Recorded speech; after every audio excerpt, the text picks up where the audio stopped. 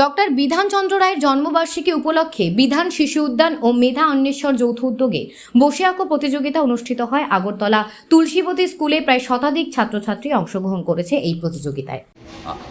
1 July doctor Bidhanchandra রায়ের জন্মবার্ষিকী আমরা পালন করে থাকি, গত কয়েক বছর ধরে করছি। আমরা বিধান শিশু উদ্যান মেধা অন্বেষার পক্ষ থেকে ত্রিপুরাতে এই প্রোগ্রামটা করে থাকি, ছোটো বাচ্চাদের বসে আঁকো প্রতিযোগিতা। তো আগামীকালকে ডক্টর বিধানচন্দ্র রায়ের জন্মবার্ষিকী, তো আগামীকালকে স্কুল খোলার দিন অনুষ্ঠান হলে অনেক বাচ্চারা বসতে পারে না প্রতিযোগিতা, এটা অভিভাবকদের একটা অভিযোগ ছিল। তাই আমরা প্রত্যেক সময়ই রবিবার দেখে করার চেষ্টা করি। তো আজকে আমরা ওই ডক্টর বিধানচন্দ্র রায়ের জন্মবার্ষিকী উপলক্ষে আমরা আজকে বসে আঁকো প্রতিযোগিতা করেছি। আজকে এখানে প্রায় 100 মতো বাচ্চা অংশগ্রহণ করেছে, 6 থেকে 10 বছর বয়স।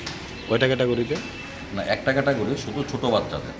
হ্যাঁ, উদ্দেশ্যটা কি, মানে এই ধরনের আর্ট কম্পিটিশন মানে কি মেসেজ দিতে চাইছে? এটা মূলত এখানে ডক্টর বিধানচন্দ্র রায়ের পোর্ট্রেট আঁকতে বলা হয়েছে।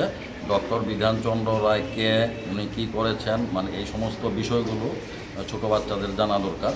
এবং ত্রিপুরাতে এখন অনেকেই বসে আঁকো প্রতিযোগিতাতে অংশগ্রহণ করে, আমাদের বাচ্চারা খুবই মানে এই ব্যাপারে উৎসাহী এবং অভিভাবকরা উৎসাহী। তাই আমরা বসে আঁকো প্রতিযোগিতা আয়োজন করি প্রতি বছর। আপনার পরিচয়টা? আমি মনোজ রায়, বিধান শিশু উদ্যান মেধা অন্বেষণ ত্রিপুরা রাজ্যের কনভেনার। আমার সঙ্গে আছে বিপ্লব চক্রবর্তী, উনি সদর জেলার জয়েন্ট কনভেনার। আমার সঙ্গে আছে হিরণময় রায়, উনি রাজ্য কমিটির সদস্য।